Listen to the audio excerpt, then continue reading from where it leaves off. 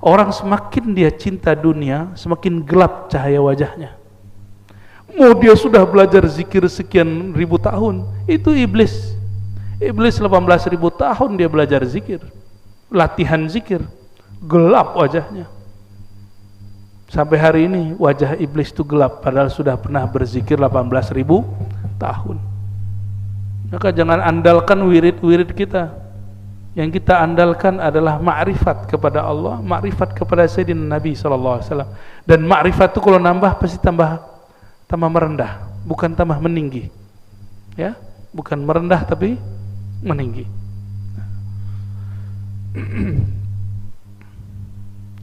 Lalu Abdullah bin Zaid lapor setor kepada baginda Rasulullah SAW. Umar dengar, apa kata Umar? Loh, kok mimpi kita sama? Kok pengalaman rohani kita sama? Anaknya Umar, namanya Abdullah bin Umar radhiyallahu taala anhum ajma'in, itu melihat sahabat-sahabat hampir setiap pagi setor mimpi malaikat, ketemu malaikat. Jadi sahabat-sahabat itu interaksi dengan malaikatnya sering sekali. Horor nggak begitu, Pak? Atau mau? Ntar dituduh halu lagi sama orang ya.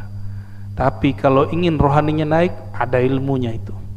Ada ilmunya semua. Karena nanti Dajjal itu bisa menguasai alam. Dia bisa dialog dengan pohon-pohon, bayangin coba. Dia bisa menundukkan angin, menundukkan hujan, menundukkan cuaca. Dia kau bilang mati, pohon mati pohonnya. Nah, kalau kita nggak mengerti ilmu ini, seperti sahabat-sahabat dulu mengerti, cuma latihan panah, latihan berenang, latihan kuda, ya nggak bisa. Karena hari ini kalau orang persiapan akhir zaman, mohon maaf, semangat ada, cuma mau semangatnya dialihkan untuk apa? Disalurkan untuk apa? Ternyata hanya kepada latihan fisik. Padahal Dajjal itu urusan disebut Dajjal karena dia mengecoh bagian batin.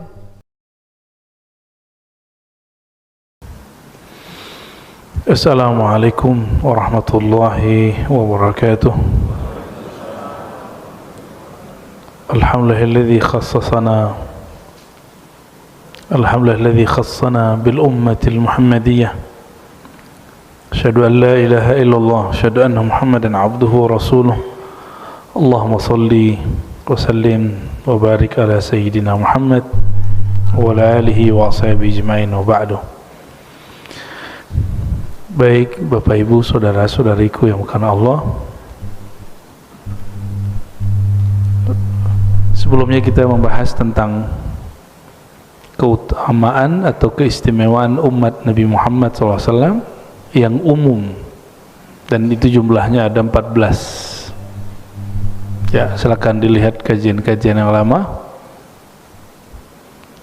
Insya Allah sekarang masuk kepada keutamaan khusus. Keutamaan khusus ini banyak, ada puluhan.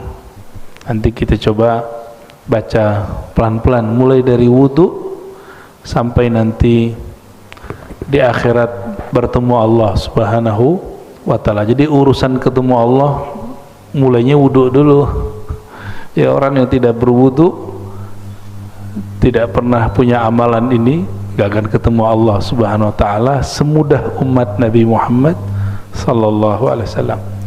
Ini seri kajian karya-karya dari Abuya Sayyid Muhammad Alawi Al-Maliki. Ada beberapa majelis sebenarnya dulu saya pegang 3 kitab, hanya mengajarkan kitab Abuya Sayyid Muhammad di 3 majelis. Namun karena satu lain hal, kesibukan dan lain sebagainya, yang masih saya pertahankan di sini. Ya. Karena kiainya, kiai yang nungguin masjidnya, Kiai Abdurrahman, pernah saya kerjain tapi ternyata lolos. Ya, saya batalkan acara tiba-tiba sehari sebelum itu, malamnya datang ke rumah. Ya, datang dengan tahu hati saya nggak enak aja gitu. Jadi untuk ngaji kitab seorang wali kadang-kadang kita mesti uji juga ketulusannya, ini serius nggak nih buat pengajiannya ya. Ternyata beliau serius, maka saya berapapun yang datang kita lanjutkan kajian. Tempat-tempat yang lain bukan karena masalah itu, tapi waktunya sudah nggak memungkinkan ya. Masih ada 2 tempat lain yang saya sudah cancel ya. Dan kami insya Allah serius sungguh-sungguh hanya mengkaji karya-karya ulama, karena ulama itu pintu memahami Rasulullah SAW ya. Kenapa nggak langsung saja baca Quran ya? Quran itu kalau nggak ulama yang salin nggak nyampe ke kita. Maka untuk membaca Al-Quran mesti baca karya ulama yang berkait dengan Al-Quran. Kenapa nggak langsung saja kepada tafsir? Tafsir itu hanya salah satu makna daripada yang ditulis, yang ditangkap oleh si penafsir saat dia menulis. Padahal pemahaman tafsir itu ada di banyak kitab. Al-Quran itu jika berbicara hukum, ilmu yang lahir dari sana namanya hukum fikih, ilmu fikih. Maka kitab-kitab fikih itu kitab Quran, kitab penjelas Quran. Jika berkaitan dengan ilmu akidah, ilmu-ilmu ketuhanan, kita sebut usuluddin. Nanti ada lagi ayat-ayat yang berkaitan dengan akhlak, etika, atau kemakrifatan, atau cara mensucikan jiwa, disebut dengan tasawuf. Maka ajaran tasawuf, kitab-kitab tasawuf itu juga tafsir terhadap Al-Quran ya. Jadi kalau anak-anak muda hari ini yang baru hijrah kadang-kadang itu mempertanyakan kami, kok pakai kitab-kitab yang bukan kitab Al-Quran? Justru kitab ini penjelas Al-Quran ya. Mari kita baca surah Al-Fatihah untuk baginda Nabi Muhammad SAW. Untuk pengarang kitab ini Abu Yasaid Muhammad dan guru-guru kami yang mempunyai sanad kepada beliau. Jadi jarak saya dengan beliau masih berjarak, ada 1 orang ya, tapi murid-murid beliau masih banyak hari ini di Indonesia, dan Indonesia mempunyai pengikut Abu Yasaid Muhammad terbanyak di dunia ya. Untuk mereka semua dan untuk diri kita juga, kita bacakan surah Al-Fatihah. A'udzubillahi minasyaitonir rajim. Bismillahirrahmanirrahim. Shiratal mustaqim, shiratal ladzina an'amta 'alaihim, ghairil dhalin.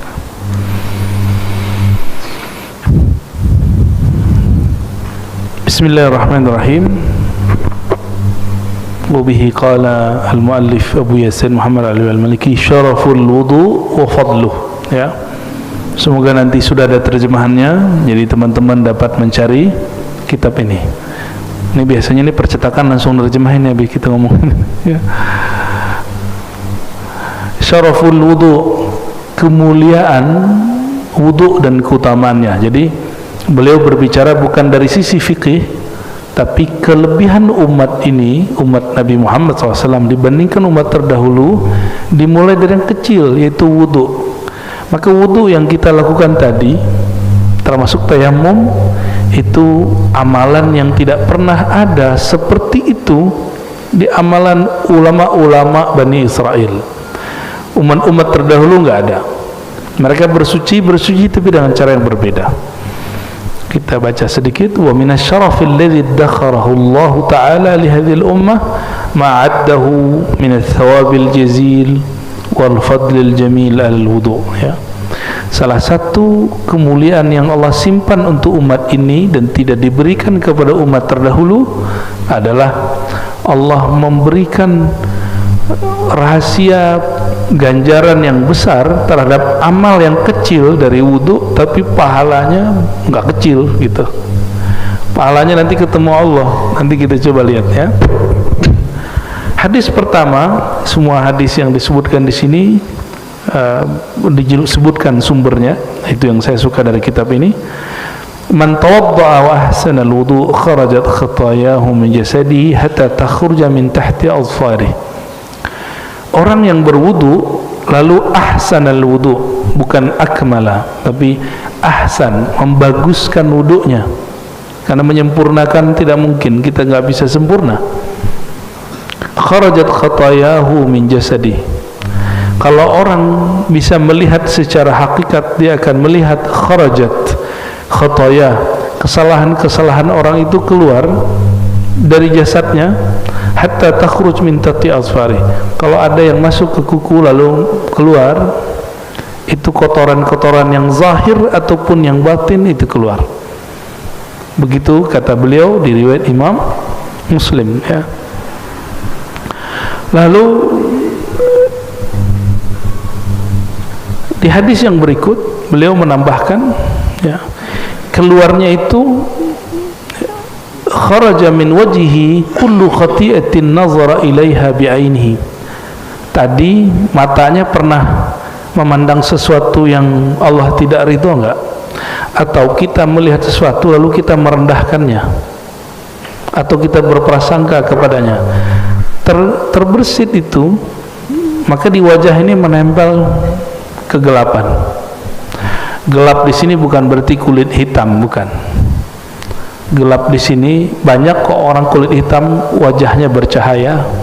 Dalam bercahaya itu maksudnya kondisinya kayaknya menyenangkan. Nah, kalau hati kita ini gelap, maka cahaya wajah ikut gelap. Cahaya wajah ikut gelap. Maka jangan pernah simpan keburukan apa aja, ya. Coba Bapak Ibu, kenapa kita mesti, saudara-saudariku, kita mau sholat itu wudhu dulu? Karena Allah nggak suka ngelihat muka orang yang kotor oleh noda-noda dosa terus menghadap kepada beliau. Nah, jadi ada amalan tanpa taubat, dosa-dosa kita gugur, itulah wudhu. Oleh karenanya seorang mukmin yang menjaga wudhu disebut dia fi wajhihi nur, karena wudhu itu dari ada makna dhiya, sinar, wajahnya bersinar, ya. Kharaja min wajhihi, keluar dari wajahnya kullu khati'atin, semua yang kesalahan, bukan satu, semua, kullu khati'atin. Kita ngelihat orang nih, gitu ya, itu ngefek ke wajah, ngeremehin orang, nanti nempel di wajah, memori itu, itu nanti akan hancur, hilang. Nazara ilaiha bi'ainihi, yang disebabkan karena dia memandang sesuatu, ma'al ma, keluar akan ikut turun bersama air atau bersama akhir qatril ma, akhir terakhir air yang netes. Begitu juga tangan, begitu juga kaki, ya. Kharajat kullu khati'atin mashatha rijlah ma'al ma' wa akhir qatril ma, hatta yakhruja naqiyan min adz-dzunub. Jadi kalau dimulai dari tangan, wajah, kepala, coba kepala kita ini berapa joroknya otak kita ini, sampai kaki. Lalu Nabi mengatakan hatta yakhruja naqiyan min adz-dzunub, sehingga dia keluar dari tempat berwudu, dia juga sudah bersih dari semua dosa. Jadi cukup dengan wudu. Umar terdahulu kalau ada kesalahan itu mesti melakukan hal yang berat-berat dulu, sedangkan kita untuk menghapus semua kesalahan itu cukup dengan berwudu. Kecuali ada hak-hak manusia yang kita ambil, itu tidak cukup dengan wudu, mesti kembalikan haknya. Ngambil sendal orang di masjid, ya balikin dulu sendalnya, nggak ada urusannya dengan wudu, ya. Di riwayat Amr bin Ambasah, ini juga riwayat Imam Muslim, ya, ada kalimat begini, ma minkum rajulun yuqarribu wudu'ahu fayumadminu wa yastanshiku fayantathir illa kharrat khataya wajhi wa fihi wa khayashimihi, ya. Summa idza ghasala wajhahu kama amara Allah illa kharrat khataya wajhi min atrafi lihiyatihi mal ma.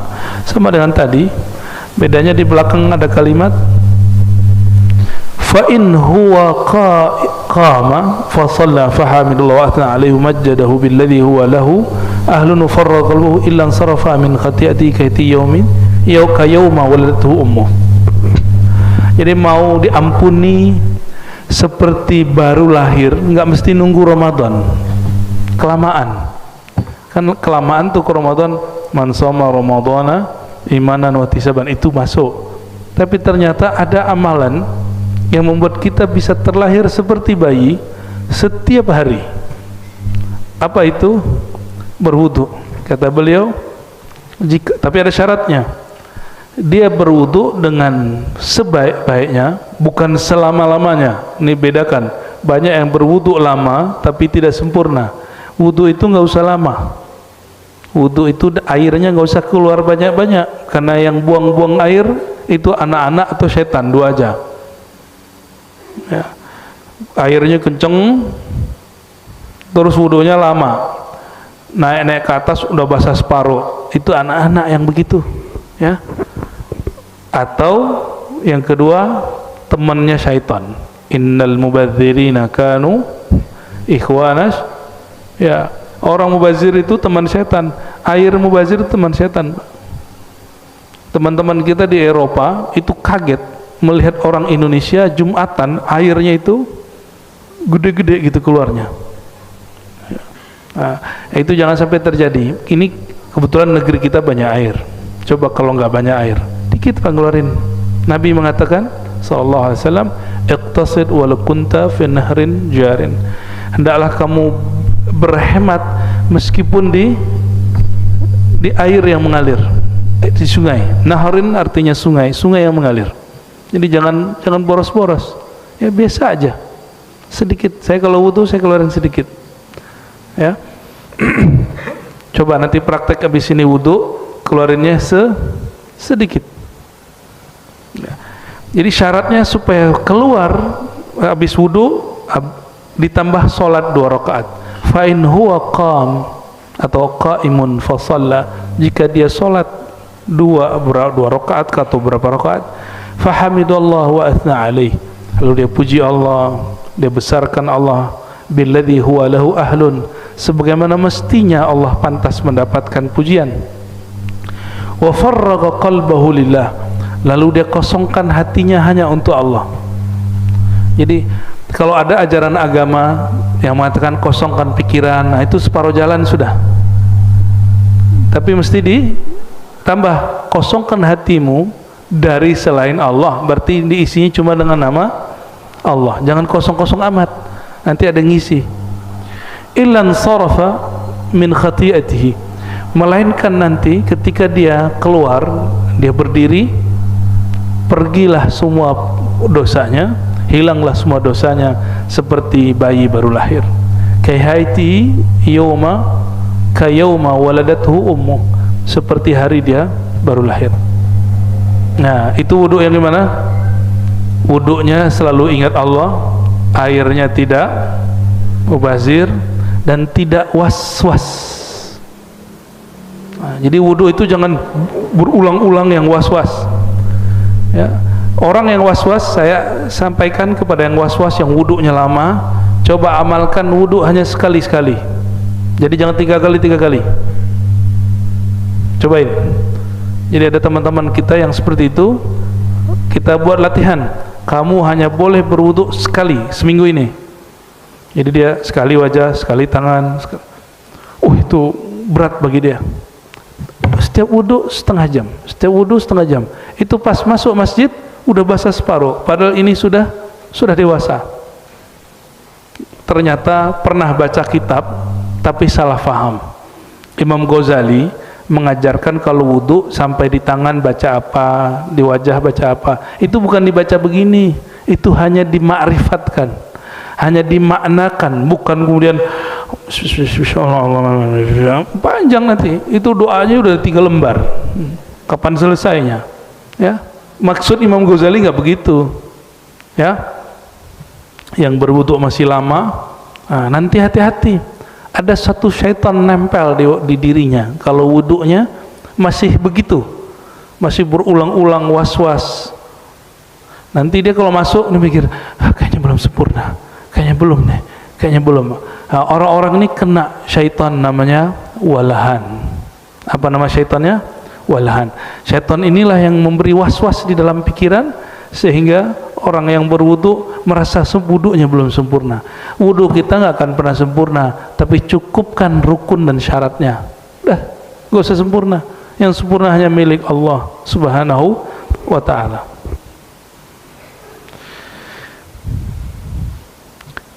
Di negeri kita sepertinya tidak terlalu berat wudu subuh ya, benar ya.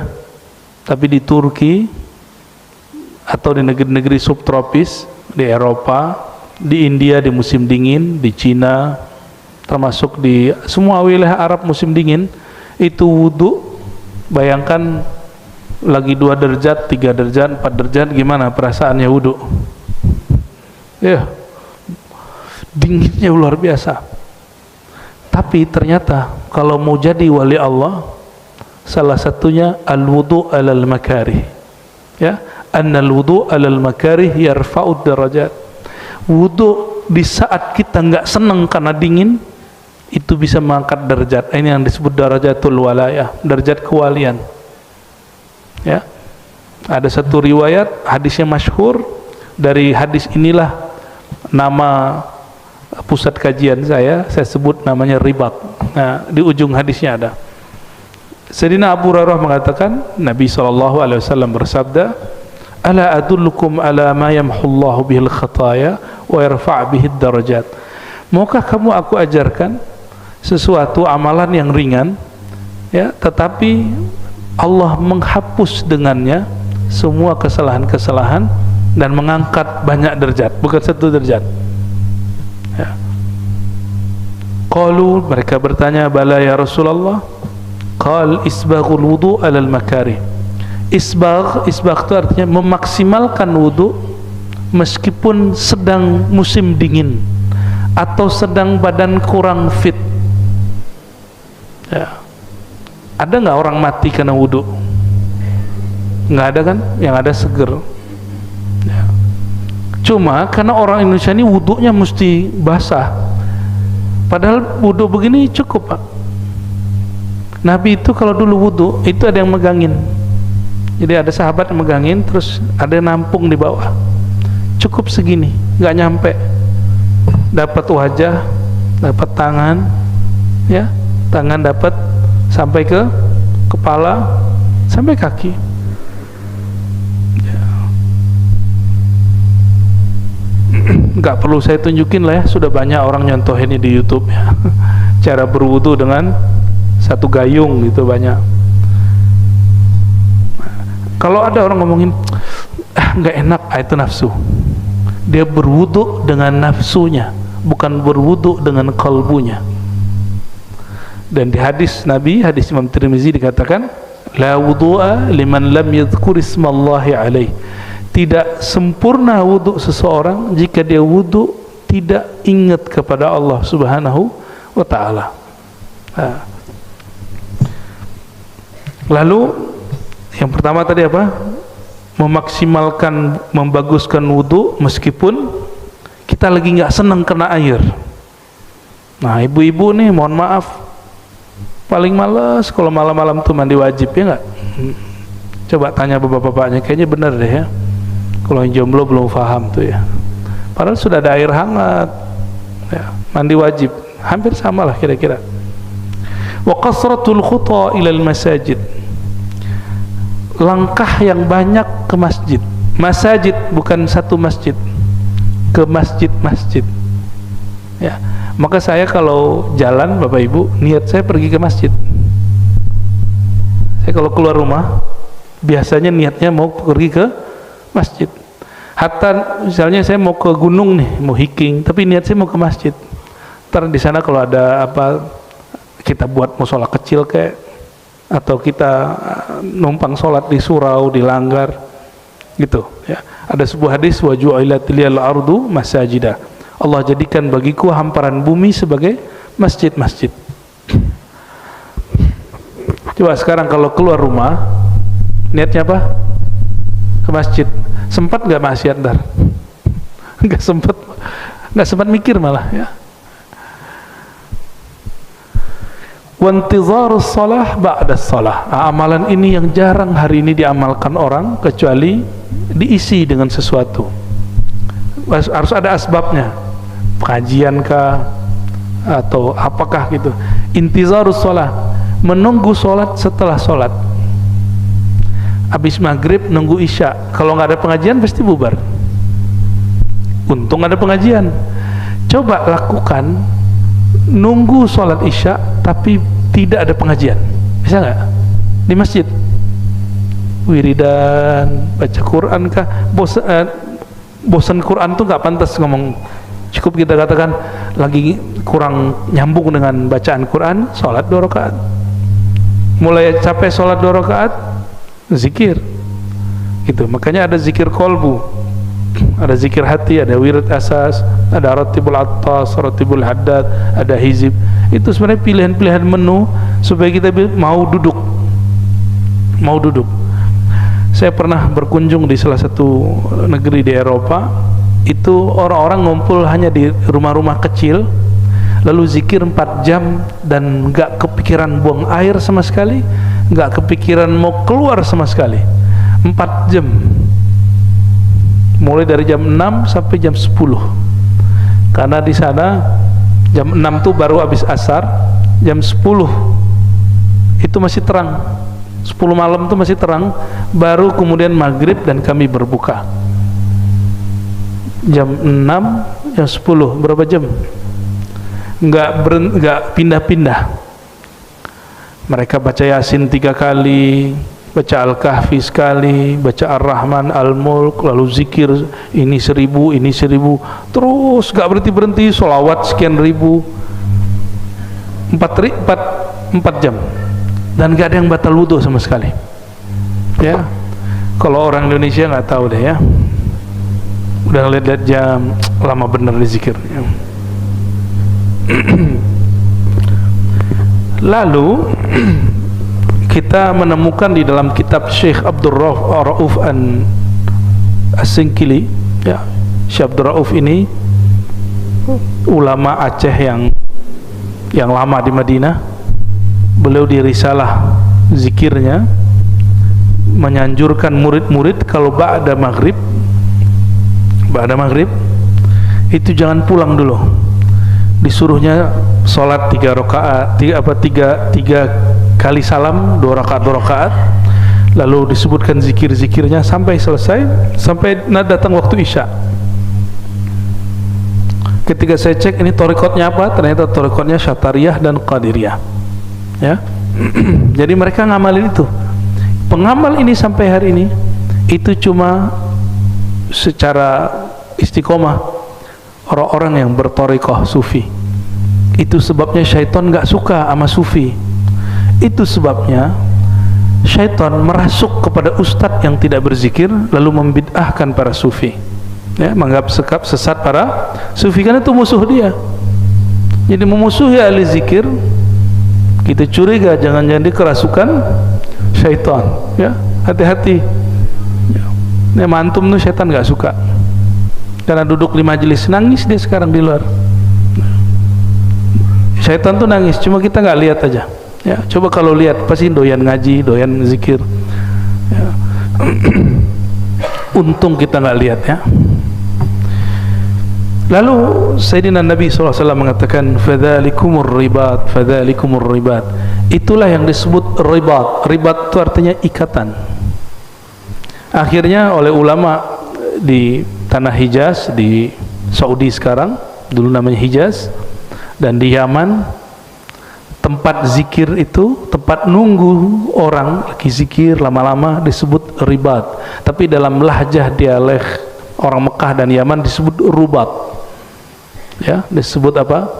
Rubat ya. Saya selama menunggu musim haji kemarin, kita berkeliling ke rubat-rubat Mekah. Jadi masih ada di sana orang-orang yang dari waktu dari asar nunggu sampai maghrib, dari maghrib nunggu isya, itu zikir semua. Kalau nggak zikir ngaji, kalau nggak ngaji zikir, udah gitu aja. Masih ada ya. Dan zikir tarekat orang Mekah, Cuma udah nggak di Masjidil Haram. Kalau dulu langsung depan Masjidil Haram. Ini di Jabal Abi Kubais namanya. Wa min dzalik anna syahadata ba'da al-wudu sababu dukhulil jannah.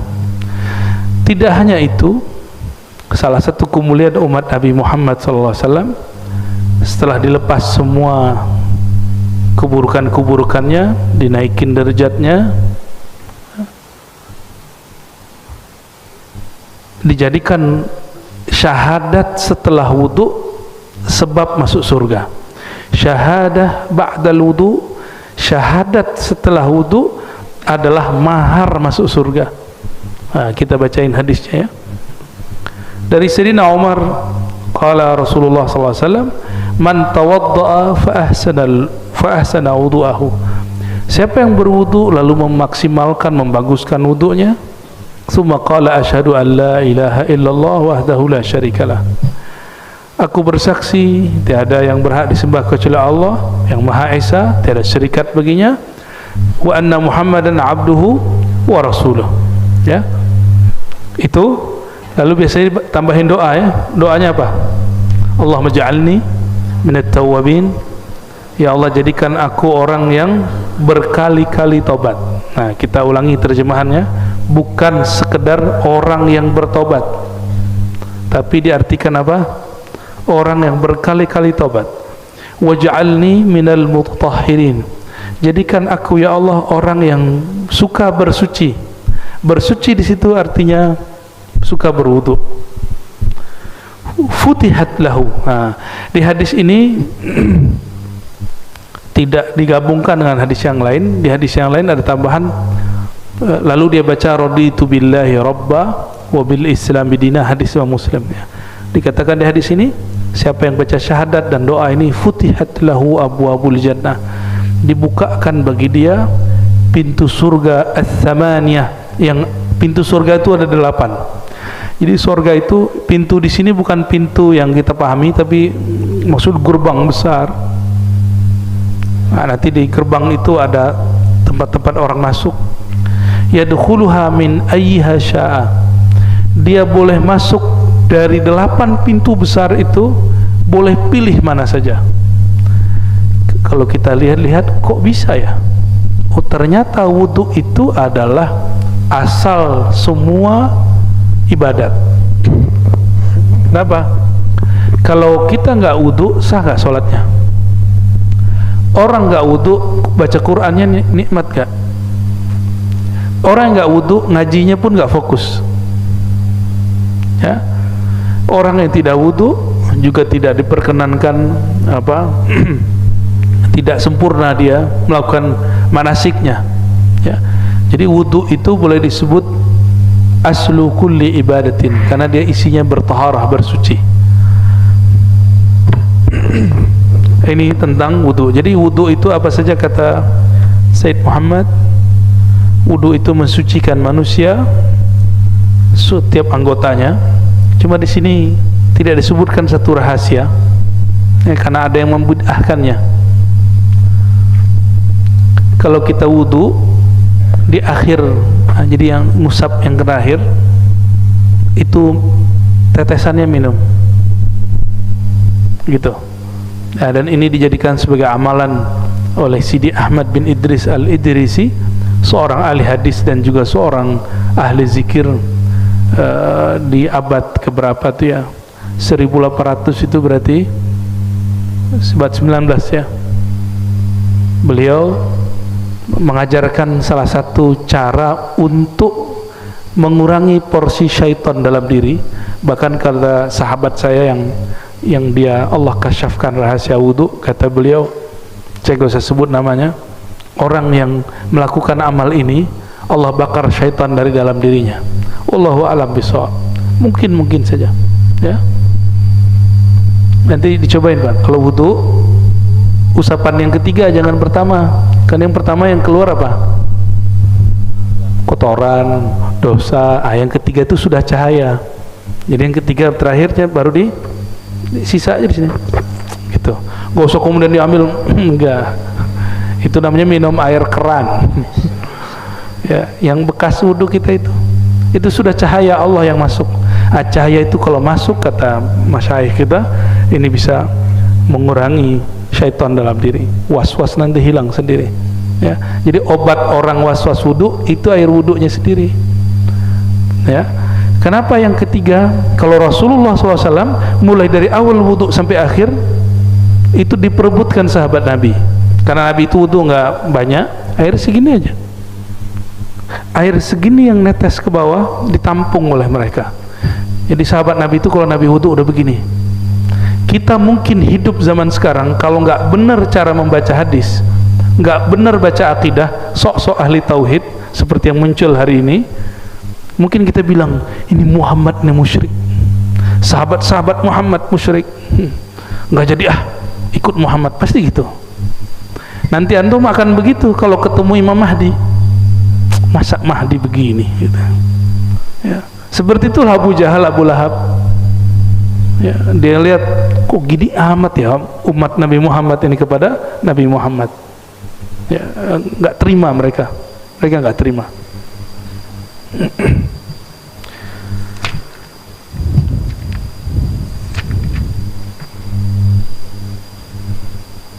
Itu barangkali tentang wudu ya. Kita lanjut atau pertanyaan? Lanjut. Oke. Fadlul adzan wa syaraful muadzinin.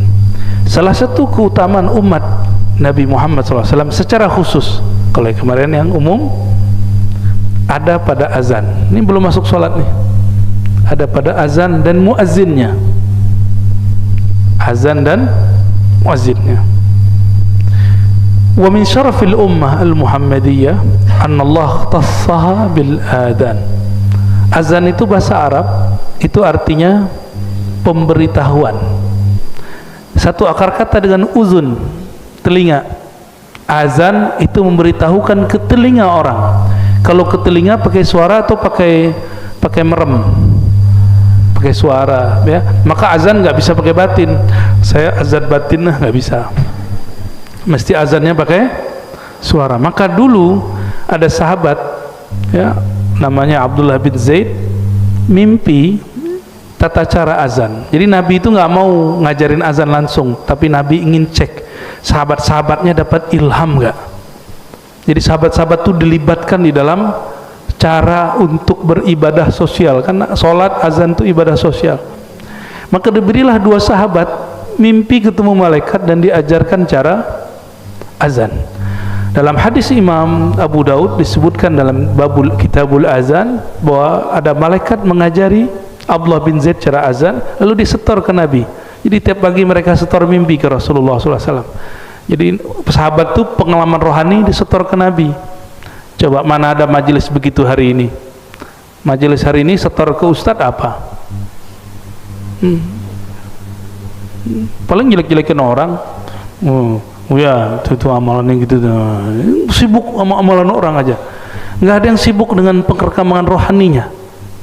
Ya, kalau orang dulu di zaman sahabat Nabi, mereka beramal, disuruh Nabi beramal, itu nggak hanya sholat, tapi juga ada koneksi batin. Dilatih berkoneksi batinnya dengan Allah, dengan malaikat, dengan arwah-arwah yang suci. Ada caranya, dan itu bukan syirik, itu ajaran baginda Rasulullah SAW. Makanya Nabi itu doyan ke kubur malam-malam lagi. Coba antum bayangin kalau ada ustadz hari ini ngajak ke kuburan malam-malam, gimana? Berani ya? Pasti orang bilang itu ustadz kuburiyun. Ente berani nggak ngomong gitu ke Rasulullah SAW? Ya, Rasulullah itu malam-malam Sayyidah Aisyah tidur, keluar dari rumah, kan deket jalan sedikit beberapa ratus meter udah nyampe di Baqi. Lalu Nabi kemudian seperti berdialog dengan ahli kubur. Nabi suka begitu. Nah, itu disebut dengan berkoneksi dengan kubur. Maka Nabi mengeluarkan satu kalimat, zurul qubur fa innaha tudzakkirul maut. Ziarahilah kubur karena dia bisa memutus cinta kamu dari dunia, yaitu mengingat kematian. Orang semakin dia cinta dunia, semakin gelap cahaya wajahnya. Mau dia sudah belajar zikir sekian ribu tahun, itu iblis. Iblis 18.000 tahun dia belajar zikir, latihan zikir, gelap wajahnya. Sampai hari ini wajah iblis itu gelap, padahal sudah pernah berzikir 18.000 tahun. Maka jangan andalkan wirid-wirid kita. Yang kita andalkan adalah ma'rifat kepada Allah, ma'rifat kepada Sayyidina Nabi SAW. Dan ma'rifat itu kalau nambah pasti tambah merendah, bukan tambah meninggi. Ya, bukan merendah tapi meninggi.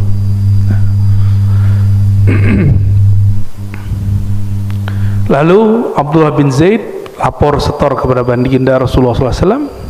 Umar dengar, apa kata Umar? Loh, kok mimpi kita sama?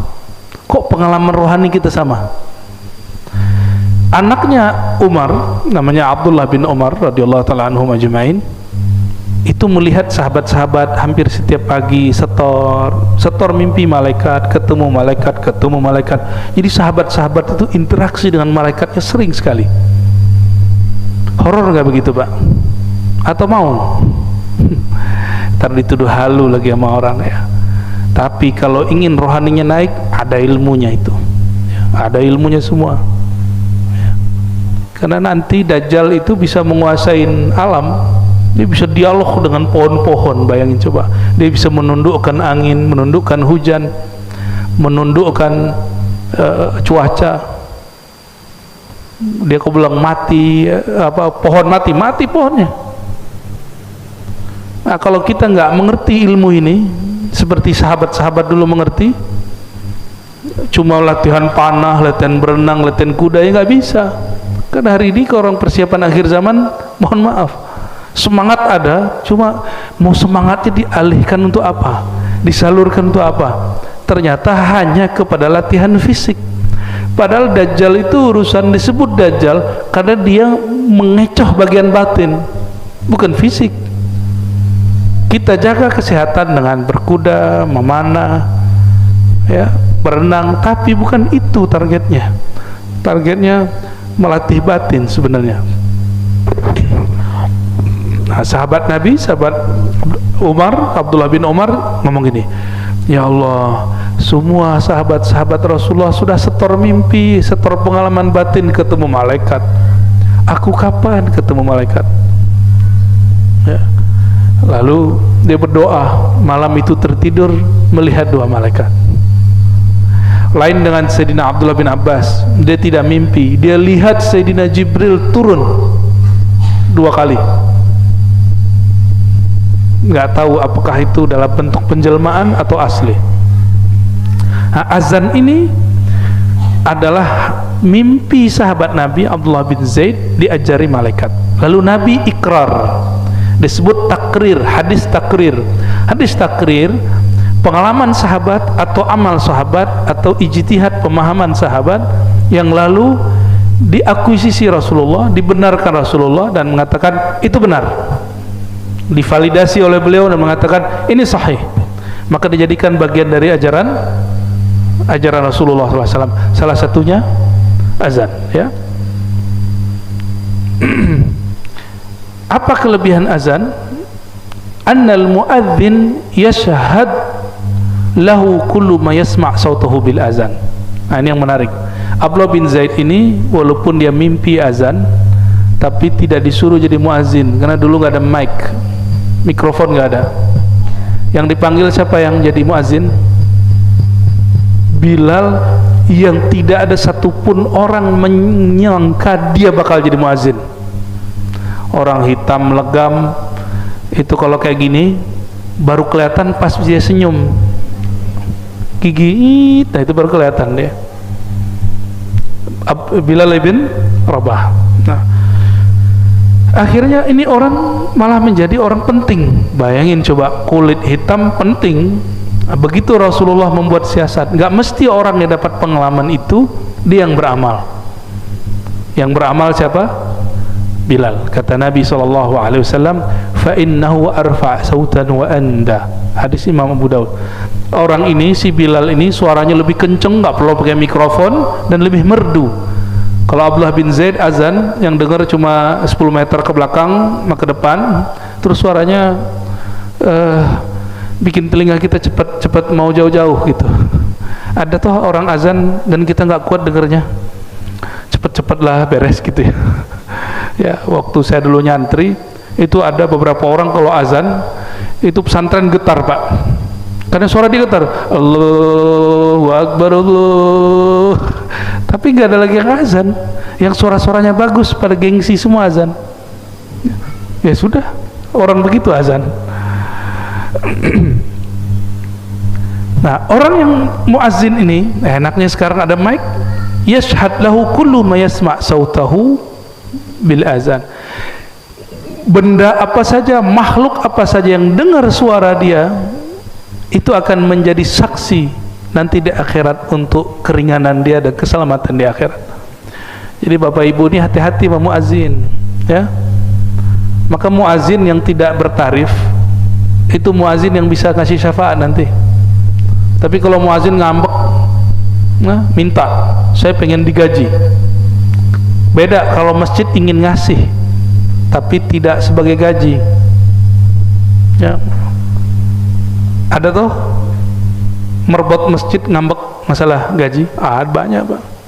Padahal jadi merbot masjid, ente jadi waliullah, ya nggak usah mikirin masalah itu, nanti ada aja rezeki, ya. Orang kalau sudah ngurus masjid, yang perhatian sama dia bukan hanya manusia, Allah perhatian sama dia, karena dia bersihin masjid. Dalilnya apa? Seorang perempuan hitam legam juga, udah tua, udah berapa hari nggak dilihat Rasulullah SAW di masjid. Hadis Sahih Bukhari dan hadis Muslim. Nabi tanya, mana nih orang mak-mak tua yang biasa bersih-bersih masjid? Lalu para sahabat mengatakan, wahai Rasulullah, beberapa hari yang lalu meninggal, lalu kami kubur. Meninggalnya kapan? Malam hari langsung kami kubur, saking orang ini nggak penting menurut para sahabat. Lalu Nabi keluar mengatakan, daluni ala qabriha, tunjukkan aku kuburnya di mana. Sahabat bingung, kok sepenting apa orang ini? Lalu Nabi sholat qadha, namanya qadha jenazah. Jadi sholat jenazah itu nggak mesti di masjid, bisa di rumah, bisa udah dikubur lalu kita sholat, kan nggak pakai ruku, maka boleh sholat qadha jenazah di kubur. Tapi kalau ada ruku baru makruh sholat di kubur, ya. Maka Nabi sholat di kubur, sholat jenazah qadhaan. Dan beliau mengajarkan kepada sahabat bahwa kalau ada orang ngurusin masjid, mungkin kamu nggak perhatikan dia, tapi kekasih Allah, orang nomor satu di alam semesta, perhatiin dia. Berarti orang penting itu bukan? Cuma fisiknya jelek, tapi batinnya indah. Ya, untuk apa badan bagus tapi nggak mau memperhatikan masjid Allah? Ya. Dulu masjid itu tidak hanya tempat sholat, tapi tempat ngaji begini. Ya, pesantren itu sebenarnya masjid semua itu tempat. Cuma pesantren kan sudah enak, sudah berbayar, ya. Kalau masjid nggak ada orang yang perhatikan, ya nggak jalan, ya. Maka mohon, ya, berbaiklah kepada muazin, pada imam-imam, ya, supaya imam-imam dan muazin itu nggak perlu riya, ya, nggak perlu mensudes-sudeskan suaranya supaya orang cari perhatian dia, ya. Cukup dia berkhidmat, suara orang yang tulus itu suaranya indah, ya. Lalu Nabi SAW bersabda dalam hadis Abu Sa'id riwayat Imam Bukhari, nah, mungkin ini saja yang kita baca untuk bab azan. La yasma' mada sautil muadzin jinnun wala insun wala syai'. Tidaklah mendengar mada, ya, sejauh mana suara muazzin itu sampai, tidaklah sampai suara itu kepada jin. Oh, jin bisa dengar, ya, apalagi ins, manusia, ataupun syai', benda yang kita anggap benda mati. Illa yashhad lahu yaumal qiyamah, kecuali semuanya menjadi saksi dia pada hari kiamat. Semua orang ngomong, wahai Rasulullah, itu orang dulu ngajak kami sholat tapi kami nggak datang. Annahu yashhad lahu kullu ratbin wa yabisin. Di riwayat lain, di riwayat Abu Daud ditambahkan, bahkan jika ada pohon-pohon, kalau dulu kurma yang kering atau basah pun, atau daun kering, daun basah pun, semuanya menjadi saksi bahwa orang ini pernah azan bersyahadat kepada Allah SWT. Dan itu nanti di akhirat yang mahal itu, siapakah saksi kita kalau kita bersyahadat? Jadi ada orang yang saksinya adalah dirinya sendiri, maka Allah minta kamu cari persaksian, siapa yang menyaksikan kamu dulu? bersyahadat. Lalu ada yang kayak muazin, semua benda. Tapi ahli tauhid yang level tinggi nanti dia jawab, ya Allah, saksiku bersyahadat adalah Engkau sendiri. Syahidallahu annahu la ilaha illa huwa wal malaikatu wa ulul ilm qa'iman bil qisti la ilaha illa huwal azizul hakim, ya. Berdasarkan ini maka disebutkan di ujung hadis, ya, lau ya'lamun nas ma fid nida. Ini kekhususan umat Nabi Muhammad SAW. Seandainya orang tahu rahasia azan, wasafil awal, dan saf pertama, summa lam yajidu, lalu mereka nggak dapat. Jadi mereka mau azan tapi udah ada yang azan, mau dapat saf pertama tapi sudah ada yang duduk. Illas ayastahimu lastahamu alaih, kalau boleh mereka pasang saham dulu sebelumnya gitu, untuk bisa duduk di bayar dulu, mereka mau bayar begitu. Oleh karena itu Bapak Ibu yang dimuliakan Allah, atau boleh diartikan yastahimu itu undi, ya, diundi. Salah satu kelebihan umat ini yang tidak ada pada umat yang lain adalah azan, ya. Bahkan azan ini rahasianya banyak. Kalau ada orang diganggu oleh makhluk-makhluk gak jelas yang gak tampak, kita gak punya ilmunya, azanin telinga dia. Jika benar itu jahat, pasti pergi. Tapi kalau itu penyakit jiwa, bawa aja ke rumah sakit, nggak akan berubah-ubah.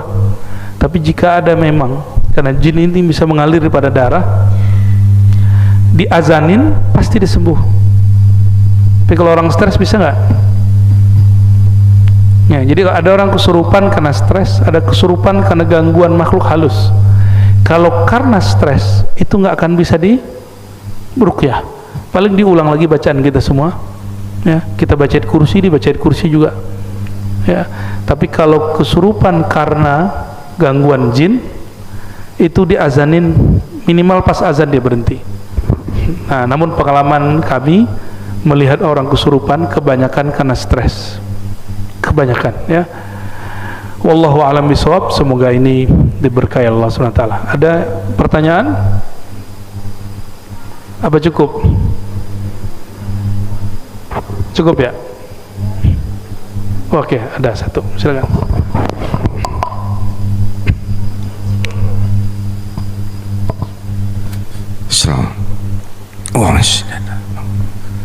Assalamualaikum warahmatullahi wabarakatuh. Assalamualaikum. Saya hanya mendengar cerita tarikh Buya, bahwa suatu saat Sayyidina Ali Zainal Abidin bin Husain ketika sedang melaksanakan toharoh wudu, kemudian ada orang lain melihat, kemudian menanyakan, wahai putra Rasulullah, saya sering memperhatikan Anda ketika berwudu. Ada dua yang aku sering perhatikan ketika Anda mengambil wudu, satu menangis, satu lagi bergetar. Kemudian apa yang terjadi sebetulnya wahai putra Rasulullah? Kata Sayyidina Ali Zainal Abidin bin Husain, dia jawab, wahai fulan, kepada siapa sebentar lagi aku menghadap? Yang ingin saya tanyakan, Buya, sampai sebegitunya rahasia wudu di hadapan orang-orang yang makomnya mungkin sudah sampai kepada ma'rifat Allah. Saya kira itu pertanyaannya, Buya. Terima kasih. Assalamualaikum warahmatullahi wabarakatuh. Assalamualaikum. Ada yang disebut dengan makom dan hal. Makom itu pencapaian rohani karena latihan-latihan.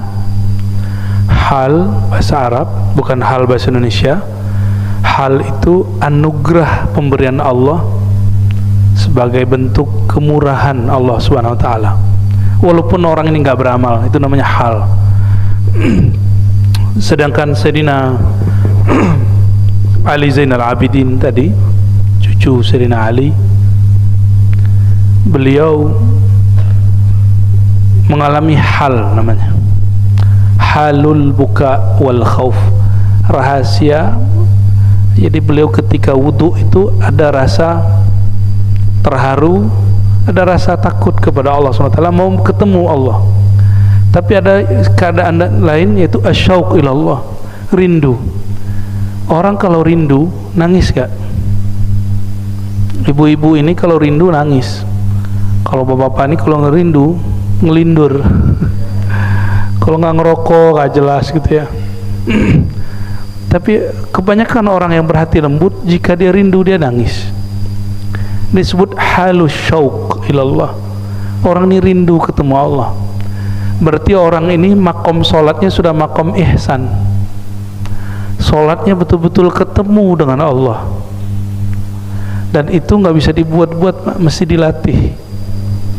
Dimulai dari latihan tobat, lalu latihan zikir. Nanti akan diberi rasa itu. Alhamdulillah kami sering juga mengalami hal itu, ya.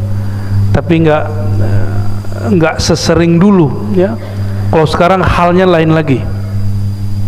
Kalau dulu saya mau wudu, mau sholat itu sama. Jadi itu bukan amalan orang dulu. Hal ini anugerah yang Allah berikan ke siapapun dan di masa apapun. Karena mau ketemu sang kekasih. Jadi bagi orang-orang yang sudah kenal Allah, Allah itu bukan tukang ancam. Allah itu yang dirasakan adalah zat yang maha pengasih, penyayang, zat yang maha memperhatikan, zat yang maha baik sekali. Sehingga kerinduan, cinta kepada dia itu nggak tertahankan sama sekali. Itu sebabnya baginda Nabi SAW kalau sholatnya lama, dan itu sholatnya terisak-isak, orang nangis gitu. Secara fikih, ulama fikih kan lucu. Ulama fikih ini nggak semua dapat rasa ini.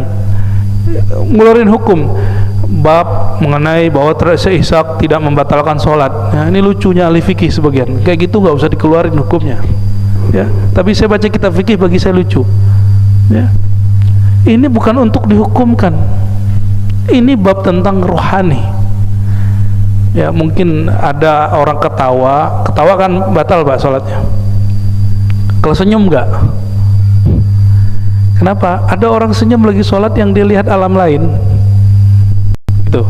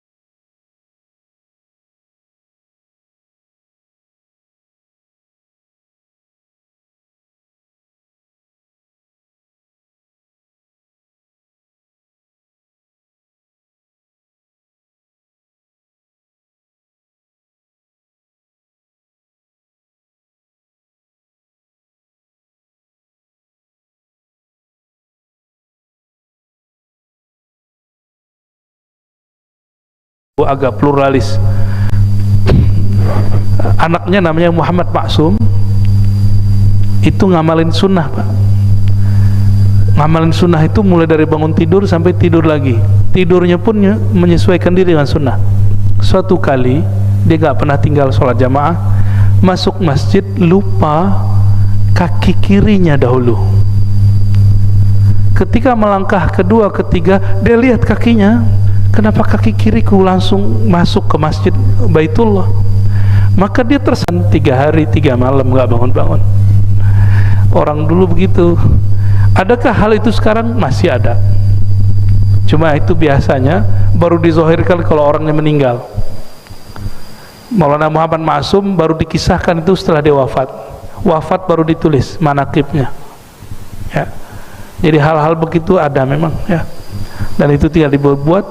Mereka memang ahli ma'rifatullah, kenal kepada Allah, kenal kepada Allah bukan masalah jumlah sholatnya banyak, tapi memang kolbunya, ruhnya mengetahui sifat-sifat Allah Subhanahu wa ta'ala.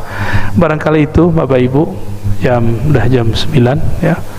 Kami mohon izin, semoga kajian ini Allah berkahi. Bapak Ibu yang hadir ikut mendapatkan kemuliaan yang ditulis di dalam kitab ini. Amin ya rabbal alamin.